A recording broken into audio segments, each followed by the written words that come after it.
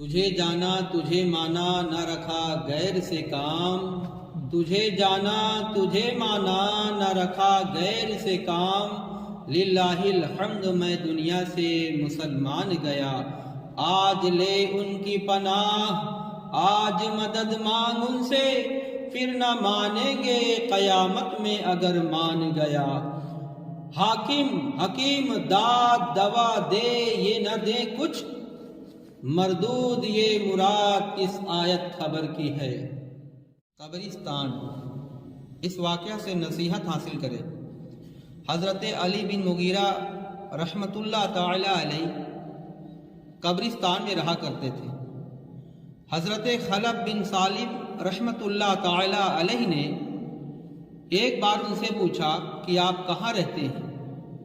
تو آپ نے فرمایا کہ میں جہاں رہتا ہوں امیر و غریب کا کوئی فرق نہیں، جہاں سب برابر ہیں۔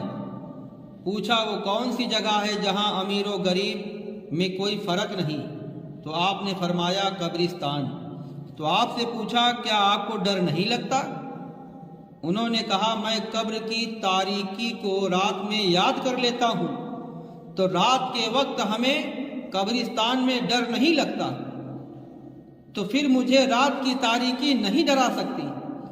قبر کی ہولناک منظر کا آپ کے دل پر اثر نہیں پڑتا؟ فرمایا قیامت کے دن کا ہولناک منظر یاد کر لیتا ہوں، تو قبرستان کا منظر مجھے نہیں ڈرا سکتا۔ انسان کو ہر وقت قبر کا عالم اور قیامت کے دن یاد رکھنا چاہیے، اس لیے کہ ایک دن مرنا ہے اور قیامت کے روز اللہ کے سامنے پیش ہونا ہے۔ شیطان بھی مایوس ہوتا ہے۔ کیسے مایوس ہوتا ہے؟ آئیے میں بزرگوں کے واقعہ سے آپ کو سمجھاتا ہوں۔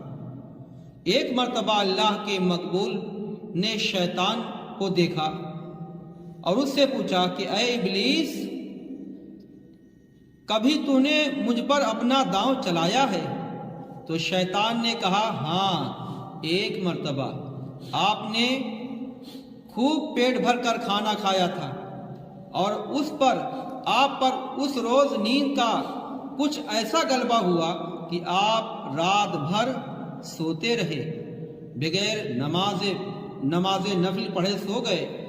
اور وہ بزرگ فرمانے لگے خدا کی قسم آئندہ میں کبھی سیر ہو کر کھانا نہیں کھاؤں گا۔ تو جب یہ کہا تو شیطان بولا افسوس، میں نے اپنا راز بتا دیا، مجھے بھی خدا کی قسم میں کبھی بھی آپ جیسے بزرگ کو نصیحت نہیں کروں گا۔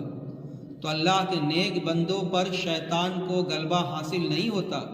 مقبولان حق ہر ایسی بات سے جو غفلت میں ڈال دینے والی ہو، شیطان کو خوش کر دینے والی ہو، تو بچتے ہیں، اس لیے کہ ہمیں حکم ہے کہ کونوا مع الصادقین، یعنی سچوں کے ساتھ ہو جائیں، تاکہ ان پاک لوگوں کی صحبت میں رہ کر ہم شیطان کے مکر و فریب سے بچ جائیں۔ اللہ کے ایک مقبول بندی حضرت حبیب اجمی کی بیوی بھی بڑی عبادت گزار تھی، اللہ کی نیک مقبول بندی تھی۔ رات کے وقت اپنے خاوند کو یہ کہہ کر جگایا کرتی تھی کہتی تھی اٹھیے، رات گزر گئی، رات طویل ہے اور زیادہ قلیل ہے، راہ قلیل ہے، اور اللہ والوں کے قافلے چل بھی دیے اور ہم پیچھے رہ گئے۔ تو اللہ کے نیک بندوں راتوں کو بھی اٹھ کر اللہ کو یاد کرتے ہیں، منزل مقصود تک پہنچنے کے لیے فکر میں رہتے ہیں۔ معلوم ہوا کہ دن لہو لعب میں گزارنا اسے نیند میں گزار دینے والے بڑے ہی ناعاقبت اندیش ہیں، پیچھے رہ جانے والے ہیں۔ اسی لیے تو اعلیٰ حضرت فرماتے ہیں کہ صبح تک سونا تجھے، شرم نبی خوف خدا یہ بھی نہیں وہ بھی نہیں۔